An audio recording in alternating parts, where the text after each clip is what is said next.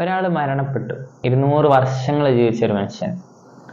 ഇപ്പോൾ നാട്ടുകാരൊക്കെ കൂടെ അയാളെ മരണത്തിനെ പറ്റി ഇങ്ങനെ ചർച്ച ചെയ്യാണ്. അയാൾ 200 വർഷം ജീവിച്ചിട്ടുണ്ട്, പക്ഷേ അയാൾ പറയപ്പെട്ട ഒരു നന്മയും ചെയ്തിട്ടില്ല. അയാൾ ചെയ്ത നന്മ ആർക്കും അറിയില്ല. മൂസാ നബി അലൈഹി ഇസ്ലാമിൻ്റെ കാലഘട്ടത്തിൽ നടന്നൊരു കഥയാണ്. അങ്ങനെ നാട്ടുകാരൊക്കെ കൂടി മൂസാ നബി അലൈഹി ഇസ്ലാമിൻ്റെ അടുത്ത് പോന്നു.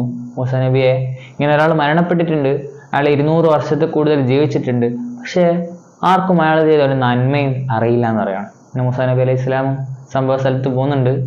അവിടെ ആൾക്കാരൊക്കെ ചർച്ച ചെയ്യുന്നുണ്ട്, ഇയാൾ എന്താണ് ചെയ്യേണ്ടത്, ഇയാളെ എവിടെയാണ് മറമാടേണ്ടതെന്നൊക്കെ. മയ്യത്തിനെ ഈ മൃഗങ്ങളുടെയൊക്കെ ശവങ്ങൾ ഇടുന്ന ഒരു സ്ഥലമുണ്ട്, അവിടെ കൊണ്ടുപോയിടാൻ ഇങ്ങനെ തീരുമാനിക്കുകയാണ്. അങ്ങനെ എല്ലാ ആൾക്കാരും കൂടി ഇയാളുടെ ശവത്തിനെ ഇങ്ങനെ ചുമന്ന് അവിടെ കൊണ്ടുപോയിടുകയാണ്.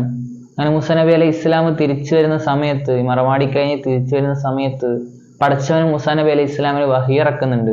നിങ്ങൾ എന്ത് കാരണത്തിലാണ് അയാളെ മൃഗങ്ങളെയൊക്കെ മറമാടുന്ന സ്ഥലത്ത് മറമാടിയത് എന്ന് ചോദിക്കുകയാണ്. മൂസാ നബി പറയുന്നു, അയാൾ 200 വർഷത്തിൽ കൂടുതൽ ജീവിച്ചിട്ടുണ്ട്, പക്ഷെ ഒരു നന്മയും ചെയ്തിട്ടില്ല എന്ന്. അപ്പോൾ അല്ലാഹു തആല ചോദിക്കുന്നു, നിങ്ങൾക്ക് അറിയാത്ത നന്മകൾ അയാൾ ചെയ്തിട്ടുണ്ടാവില്ലേ?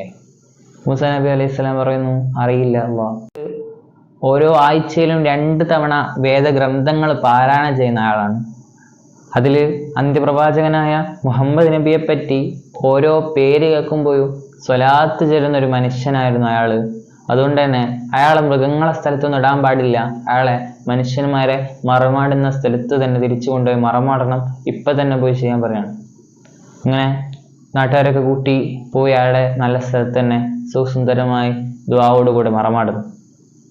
ഇതിൽ നമുക്ക് മനസ്സിലാക്കാൻ കഴിയുന്നത് എന്താ അറിയോ? ഒരിക്കലും നഷ്ടപ്പെടാത്ത അമലായ സ്വലാത്ത് നിമിതങ്ങളുടെ ജീവിതകാല ശേഷമല്ല വന്നത്. നൂറിനെ പടച്ചത് മുതൽ ആ പേരിനും അതിന് ചൊല്ലുന്ന സ്വലാത്തിനൊക്കെ നമുക്ക് പ്രതിഫലം ലഭിക്കുന്നു.